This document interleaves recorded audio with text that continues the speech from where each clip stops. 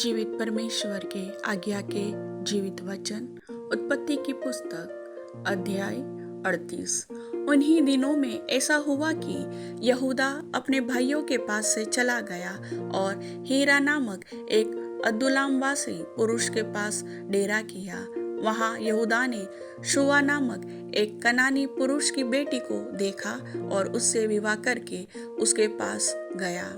वह गर्भवती हुई और उसके एक पुत्र उत्पन्न हुआ और यहूदा ने उसका नाम एर रखा। और वह फिर गर्भवती हुई और उसके एक पुत्र और उत्पन्न हुआ और उसका नाम ओनान रखा गया। फिर उसके एक पुत्र और उत्पन्न हुआ और उसका नाम शेला रखा गया। और जिस समय इसका जन्म हुआ उस समय यहूदा कजीब में रहता था और यहूदा ने तामार नामक एक स्त्री से अपने जेठे एर का विवाह कर दिया। परंतु यहूदा का वह जेठा एर यहोवा के लेखे में दुष्ट था, इसलिए यहोवा ने उसको मार डाला। तब यहूदा ने ओनान से कहा, अपनी भौजाई के पास जा और उसके साथ देवर का धर्म पूरा करके अपने भाई के लिए संतान उत्पन्न कर। ओनान तो जानता था कि संतान मेरी न ठहरेगी, इसलिए ऐसा हुआ कि जब वह अपनी भौजाई के पास गया तब उसने भूमि पर वीर्य गिराकर नाश किया, जिससे ऐसा न हो कि उसके भाई के नाम से वंश चले। यह काम जो उसने किया उससे यहोवा अप्रसन्न हुआ और उसने उसको भी मार डाला। तब यहूदा ने इस डर के मारे कि कहीं ऐसा न हो कि अपने भाइयों के समान शेला भी मरे, अपनी बहू तामार से कहा, जब तक मेरा पुत्र शेला सयाना न हो जाए तब तक अपने पिता के घर में विधवा ही बैठी रह।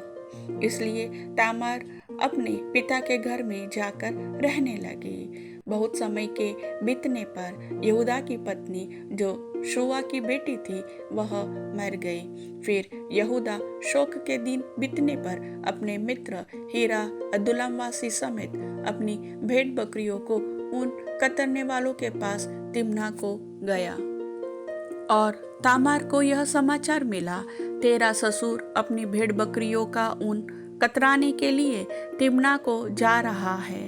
तब उसने यह सोचकर कि शेला सयाना तो हो गया पर मैं उसकी स्त्री नहीं होने पाई, अपना विधवापन का पहरावा उतारा और घूंघट डालकर अपने को ढांप लिया और एनेम नगर के फाटक के पास जो तिम्ना के मार्ग में है जा बैठी। जब यहूदा ने उसको देखा उसने उसको वेश्या समझा, क्योंकि वह अपना मुंह ढांपे हुए थी। वह मार्ग से उसकी ओर फेरा और उससे कहने लगा, मुझे अपने पास आने दे, क्योंकि उसे यह मालूम न था कि वह उसकी बहू है। और वह कहने लगी, यदि मैं तुझे अपने पास आने दूं तो तू मुझे क्या देगा?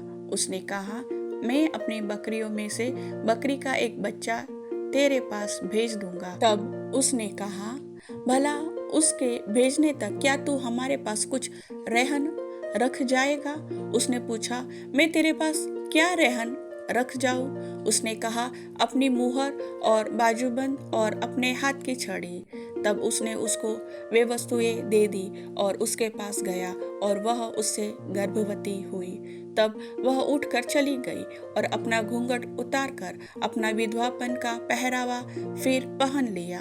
तब यहूदा ने बकरी का बच्चा अपने मित्र उस अदुल्लामवासी के हाथ भेज दिया कि वह रेहन रखी हुई वस्तुएं उस स्त्री के हाथ से छुड़ा ले आए, पर वह स्त्री उसको न मिली। तब उसने वहां के लोगों से पूछा, वह देवदासी जो एनेम में मार्ग की एक ओर बैठी थी कहाँ है? उन्होंने कहा, यहाँ तो कोई देवदासी न थी। इसलिए उसने यहूदा के पास लौटकर कहा, मुझे वह नहीं मिली।